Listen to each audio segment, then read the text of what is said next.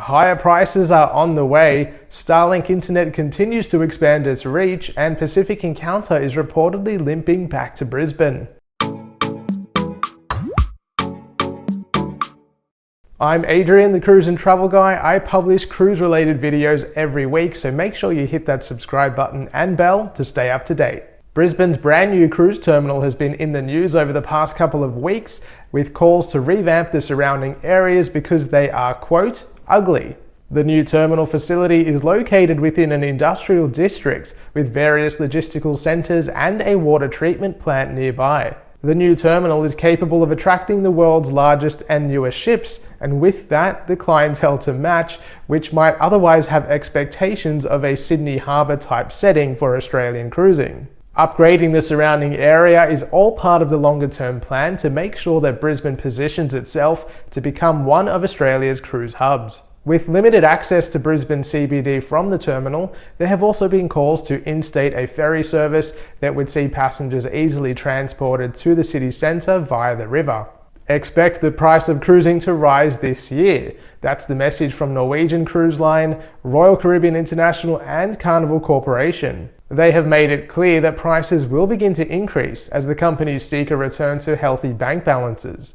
During the industry's shutdown, prices were in many cases slashed in order to help return the ships to capacity. At the same time, Carnival Corporation in particular removed older and less efficient ships from its fleets. Now, with newer ships plying the world's oceans, there are more opportunities for revenue streams with additional cost extras in the form of specialised onboard experiences. Plus, with more balcony cabins and junior-style suites than ever, cruise lines can charge more people more money to stay in the premium accommodations. Carnival Corporation is the next cruise conglomerate to sign a deal with Starlink. The internet service will be deployed across all of the company's ships, including those of local line P&O Australia. The rollout should see a more reliable and faster internet connection made available to cruisers all over the world. Although based on reports, there are still patches of the world's oceans that aren't well covered by the satellite internet service. I myself got to experience Starlink on board my Celebrity Eclipse cruise, and despite having the premium plan, I found that it really wasn't that good. Voom's Surf and Stream option from Royal Caribbean was actually better in my experience. I don't know if that was an example of early teething issues, I certainly hope it was, but based on other reports, Starlink should lead to a much more reliably connected shipboard experience for those of us that need to remain online. Pacific Encounter is reportedly limping back to Brisbane after suffering some kind of technical malfunction. According to guests on board, the ship bypassed both Noumea and Port Vila and made an unscheduled stop at Mystery Island before setting course for Brisbane. The ship will now arrive at the Brisbane International Cruise Terminal tomorrow later than scheduled, and all guests booked on the next departure have been asked to arrive at the terminal 2 hours after their pre-booked check-in slot. Check-in for that cruise will close at 5 p.m.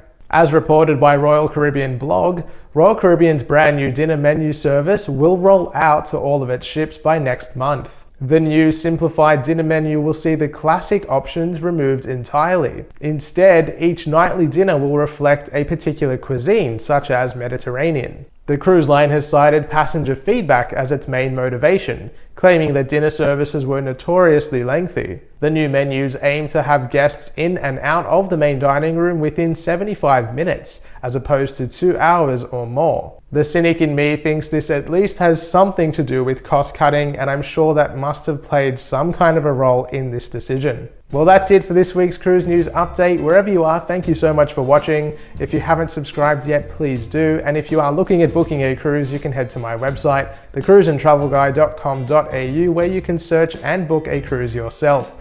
We can also help you do that if you need. You can also give me a follow on Facebook and Instagram at The Cruise and Travel Guy. Thanks for watching, and I'll see you soon. Starlink Internet is expanding its reach, and the Pacific calls for a ferry service to be instated that will see passengers conveniently ferried. I have hair on my face.